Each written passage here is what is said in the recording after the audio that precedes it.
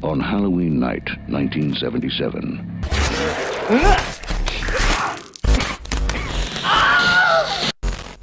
America gathered around for a live TV event that shocked a nation.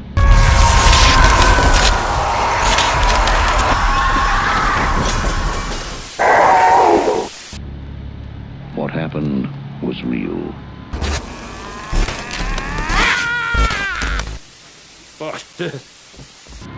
What you are about to see is the recently discovered master tape of what went to air that night. Late Night with the Devil. The film takes place in 1977, and Jack Delroy, played by David Dismulchen, is a late-night talk show host who has a show called Night Owls that is in competition with a highly popular TV show called The Tonight Show, starring... Here's Johnny! At the beginning of this film, they implement this idea that Night Owls, hosted by Jack Delroy, is a real nationally syndicated talk show because we get narration from Michael Ironside explaining what we are about to witness, which is the long lost footage of Jack Delroy's Night Owls Halloween special that aired on October 31st, 1977. It was 5:30 in the morning when Robert Jones was killed. He was last seen in San Jose. If you've seen him, call us at 1-800-666-6666.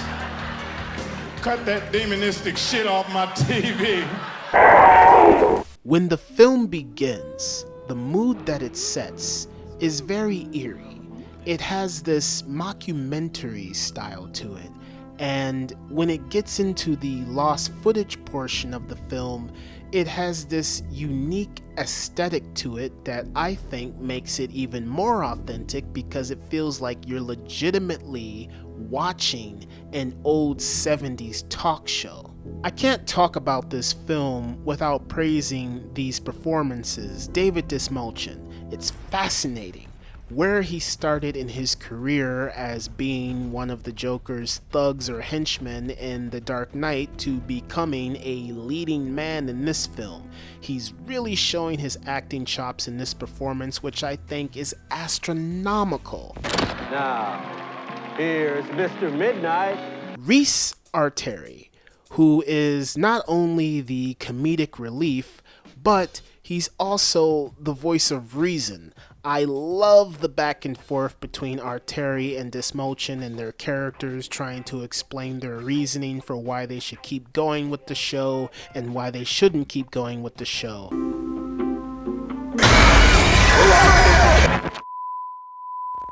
Ian Bliss as Carmichael Haig. I loved his attitude towards everybody where he thought he knew everything. His character was very arrogant, uppity, and egotistical, and I think he chewed up the scenery every time he appeared on screen. However, you can say the one person that truly steals the show is Ingrid Torelli as Lily. Her scenes are probably the ones that will stick with audiences long after the experience is over. There are moments in this film where she stares directly into the camera with this evil look on her face, and it is absolutely terrifying.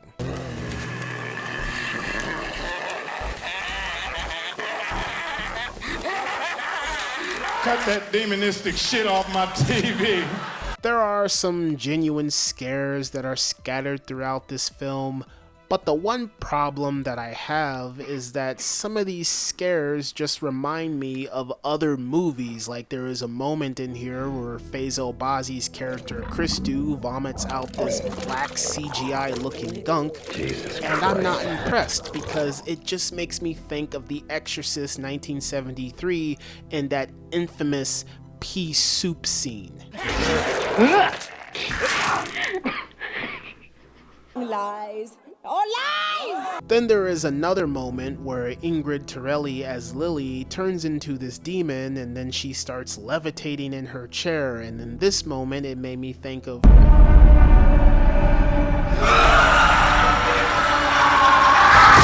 Conjuring 2013, where the mom, Caroline, played by Lily Taylor, was possessed by a demon, and the Warrens had to cast the demon out, and so the possessed Caroline started levitating in her chair. Wow. Well, there's a rational explanation for all that. What's your favorite scary movie? Oh, come on, you know I don't watch that shit. Why not? Too scared? No, it's just what's the point? They're all the same. Maybe I'm going a little too far with this, but those moments did genuinely bother me and took me out of the experience because it made me think of these other movies and how I think they did a better job. And so for me, the driving factor here isn't how scary this movie is, because I find the scares to be so far and few in between. It's the story.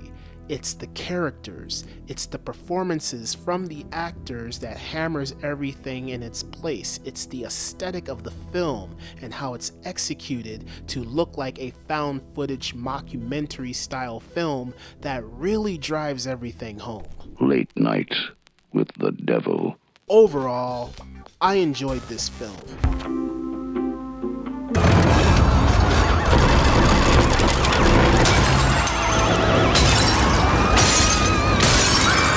The story is an intriguing one because it illustrates a character who is willing to go to great lengths in order to get ahead. Ladies and gentlemen, please stay tuned for a live television first as we attempt to commune with the devil. Good to see you again, Jack. Lily, return to me. Selling point is watching these characters go about their routine and having everything fall apart around them while they still try to maintain their composure and their sanity. That's all I have to say. What is that supposed to hypnotize me?